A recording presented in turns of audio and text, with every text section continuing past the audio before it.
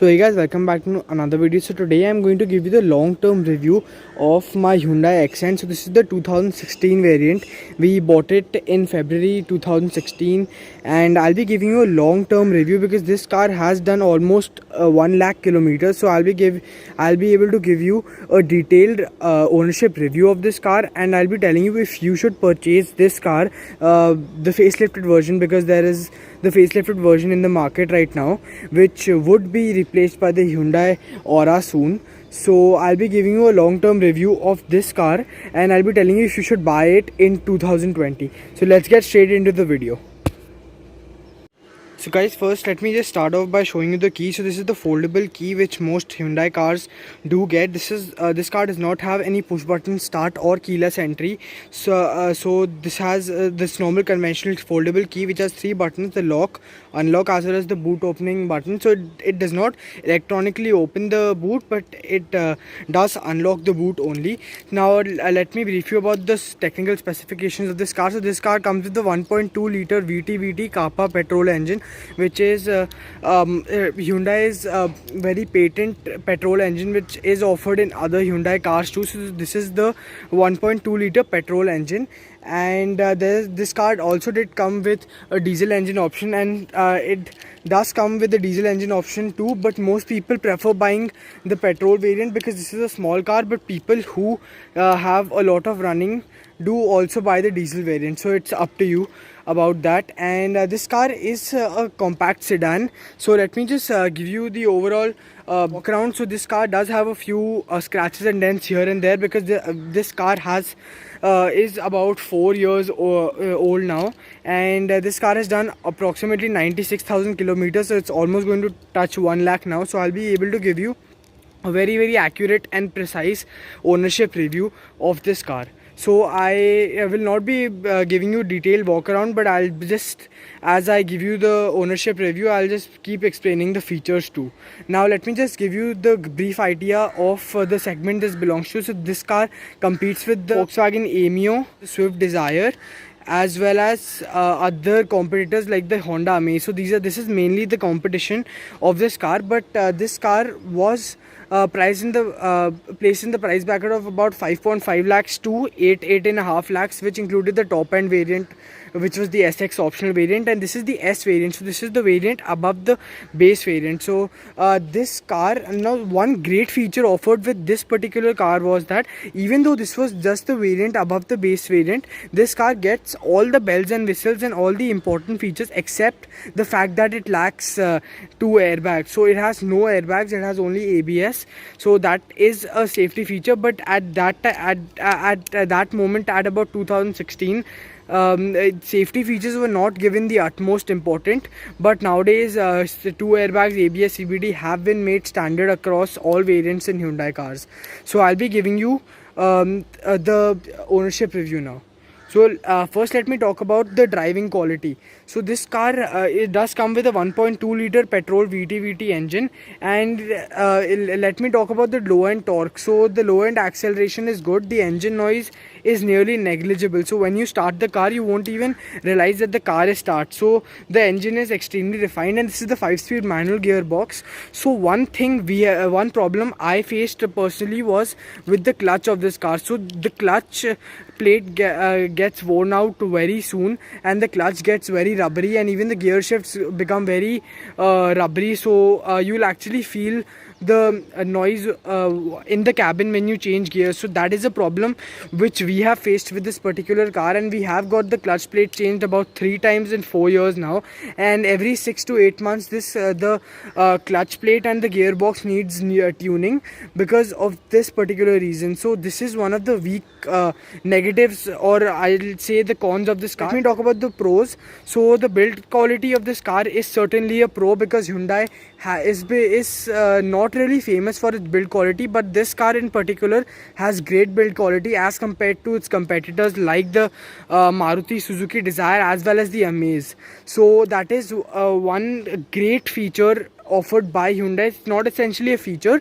but this characteristic of the car makes the car stand out. So if you talk about the looks of this car, the looks of this car is like the smaller, it's like its younger sister, the Hyundai Grand i10. But the fact is that this car has a 400-liter boot space too, so that is one of the very good features offered. And another pro in this car is the fact that it has rear AC vents. So I'll show you. So at that time when we were purchasing this car, we had seen many other cars, but none of them had rear AC vents, but this car in particular did have them. So that is another pro which led us to buying this particular car.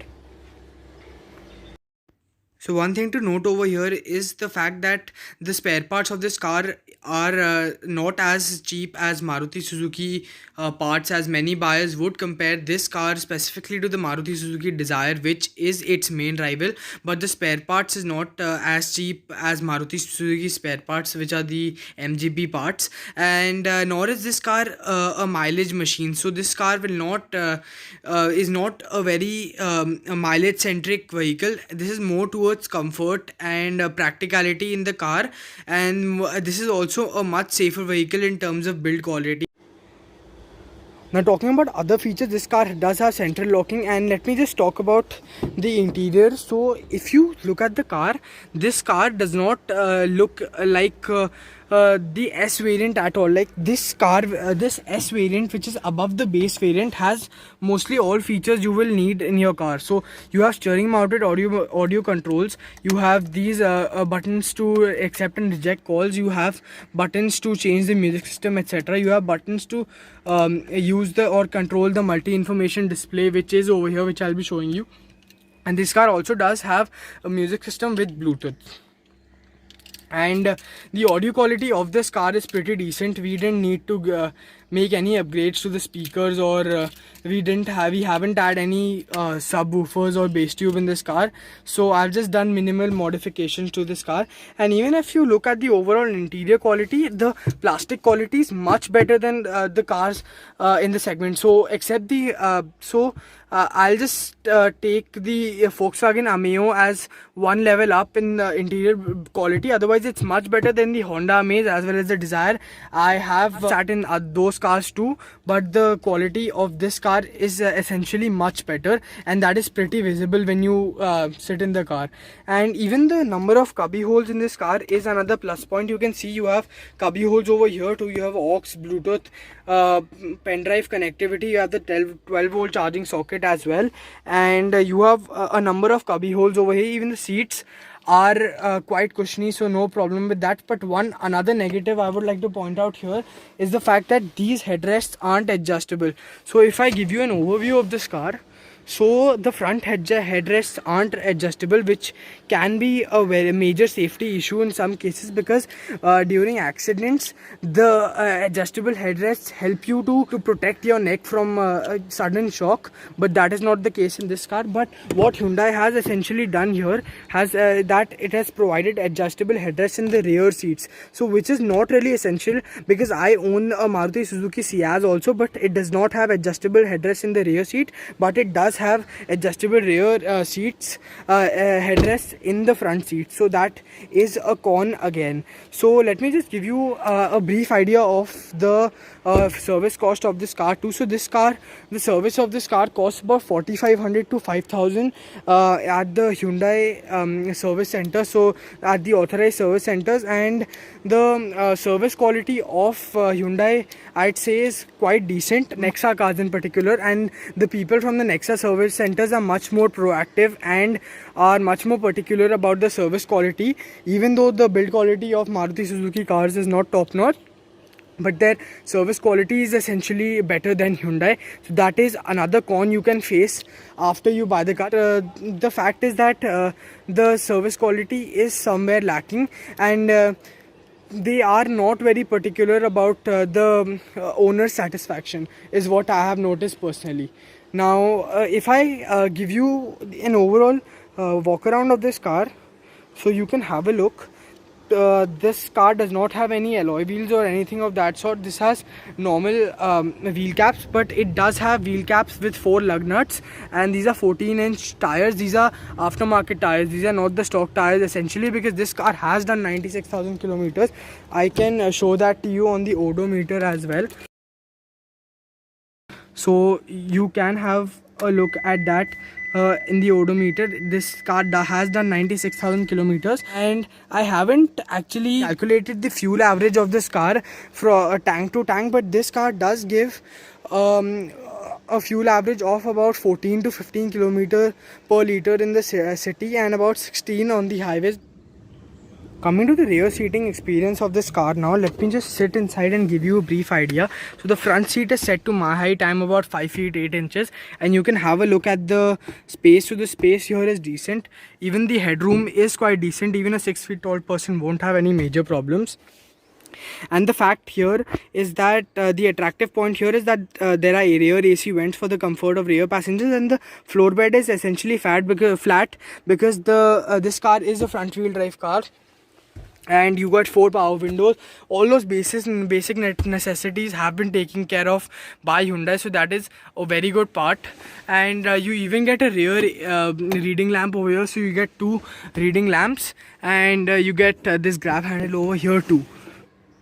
So now coming to the rear end of this car, so you can have a look. The car looks pretty decent from the rear end. You also get stock parking sensors over here, so that is another very good feature, provided that this is the model just above the base variant. This is the S model, but you do not get any branding over here. You get the Accent branding. Now let me just open the boot and show you the boot capacity also.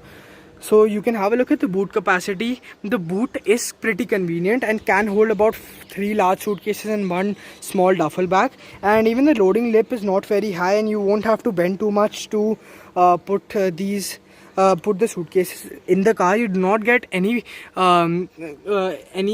flap over here or anything of that such, but you do get a boot lamp, and the boot space is pretty decent, so you'll not have any problems. As I told you, it's about 400 liters, so it's pretty good, and that is another plus point specifically to this car.